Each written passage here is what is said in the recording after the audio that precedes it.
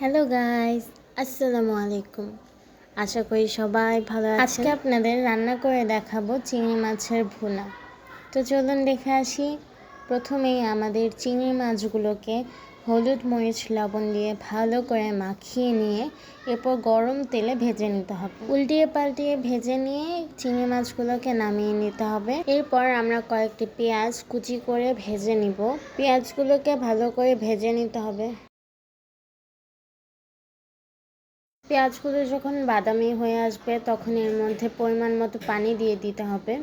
পানি দেওয়া হয়ে গেলে এর মধ্যে দিয়ে দিব পরিমাণ মতো লবণ, হলুদের গুঁড়ো, মরিচের গুঁড়ো এবং দিয়ে দিব ধনিয়া গুঁড়ো।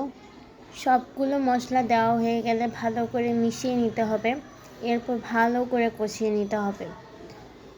মশলাটি যখন কষে আসবে তখন এর মধ্যে দিয়ে দিতে হবে টমেটো কুচি। টমেটো দেওয়া হয়ে গেলে আবারও একটু পানি দিয়ে নিতে হবে। টমেটোগুলো কষানোর জন্য আবার আমরা নেড়ে চেড়ে ঢাকনা দিয়ে ঢেকে দিব কিছুক্ষণের জন্য। ঢাকনা দেওয়ার কিছুক্ষণ পরেই ঢাকনা উঠিয়ে ভালো করে টমেটোগুলোকে গলিয়ে নিতে হবে যাতে টমেটোগুলো বোঝা না যায়। টমেটোগুলো যখন গলে আসবে এর মধ্যে দিয়ে দিতে হবে ঝোল। ঝোল আপনাদের পরিমাণ মতো দিবেন, ইচ্ছে করলে বেশিও দিতে পারবেন, কমও দিতে পারবেন। এরপর দিয়ে দিতে হবে চিংড়ি মাছগুলো। চিংড়ি মাছগুলো দেওয়া হয়ে গেলে কিছুক্ষণ নেড়ে চেড়ে ঝোলগুলো শুকিয়ে নিলেই হয়ে যাবে আমাদের চিংড়ি মাছ ভুনা। আমাদের রান্নাগুলো ভালো লাগলে অবশ্যই আমাদের পাশে থাকবেন এবং সাবস্ক্রাইব করে দিবেন। আল্লাহ হাফেজ।